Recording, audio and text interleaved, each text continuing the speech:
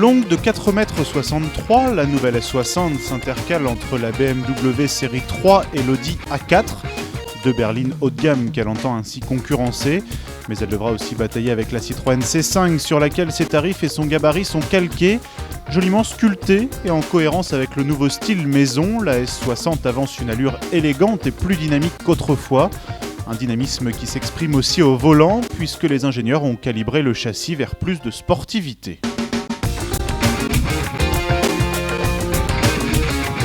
Alors fini le comportement un peu pâteau de la berline Volvo, clairement oui. Sans être incisive comme la BMW série 3, la suédoise se montre bien en jambes lorsque la route se fait sinueuse. La direction est assez réactive et le châssis répond efficacement aux injonctions du conducteur. Le confort de la suspension pâtit un peu de cette nouvelle orientation, mais il demeure correct.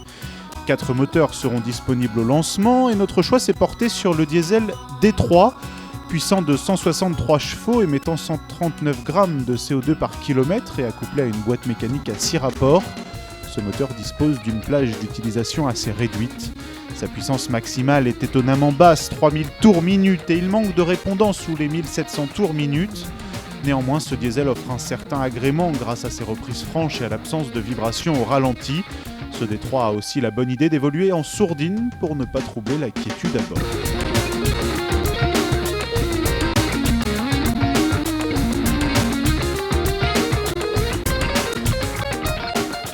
Dans l'habitacle, justement, on retrouve le design sobre et les matériaux de qualité qui font le charme des Volvo.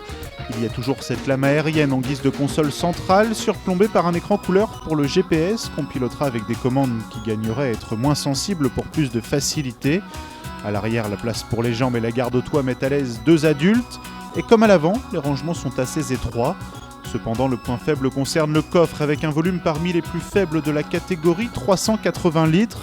Pour un usage familial, il faudra attendre le break prévu en 2011. C'est d'ailleurs la première fois que Volvo en développe un sur cette base S60.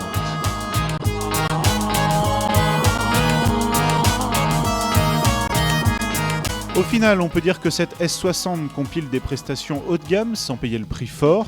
Elle est devenue plus ludique à conduire et s'est bien remise en selle côté style. Le coffre trop petit freinera l'usage familial, la qualité n'atteint pas celle d'une Audi et la sportivité ne concurrence pas une BMW, mais la compétitivité d'une finition bien pourvue en équipement constituera un atout décisif au moment du choix.